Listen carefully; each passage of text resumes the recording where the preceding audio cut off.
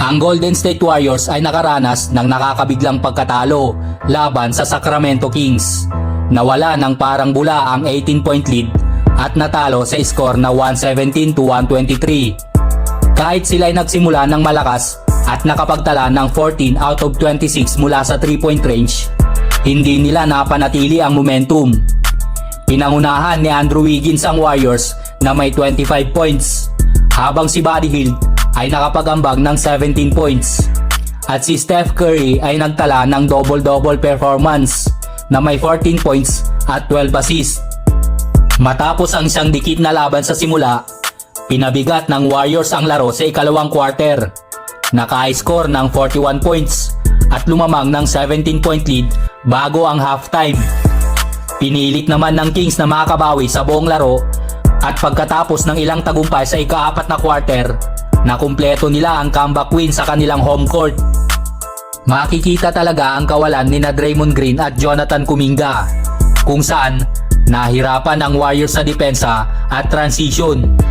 Ang Kings ay nakapagtala ng 37-20 scoring run sa ikatlong quarter upang mabawi ang kanilang kalamangan. Si Domantas Sabonis naman ang naging bayani para sa panalo ng kupunan na may 26 points, 18 rebounds at 3 assists.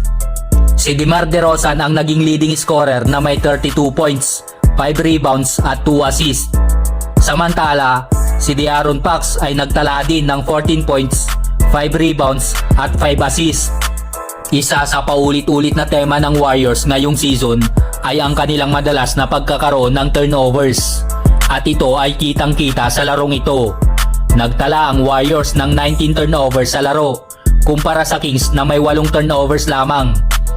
Ang isyong ito ng turnovers ay isang sintomas ng kakulangan ng depth ng Warriors at kung paano sila umaasa kay Steph Curry. Hindi lamang para umiscore, kundi para gumawa ng plays bilang pangunahing point guard. Kamakailan lamang, pinuna ni Draymond Green ang kakulangan ng defensive identity ng kanyang kupunan at hinikayat silang maglaro ng mahigit na pride sa depensa. Ipinakita ng laro na wala silang sagot sa mataas na scoring offense ng Kings na nagresulta sa kanilang 27 fouls. Sa kanilang bahagi, ang Warriors ay nagtala lamang ng 9 out of 13 mula sa free throw line at mukhang nag-aalangan sa ilang pagkakataon. Ang kakulangan sa aggression ay pwedeng ihalin tulad sa kakulangan sa kumpiyansa na makikita rin sa kanilang mababang pwesto sa standings.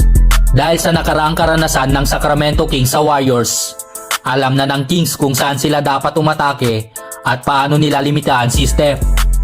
Nangailangan ng malaking comeback effort, ngunit nagtagumpay ang Kings na agawin ang laro at tapusin ang comeback win.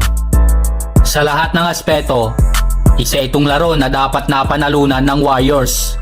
Sa kanilang balance scoring at malaking double-digit lead, hawak nila at kontrolado ang laro hanggang sa nagsimulang magkamali.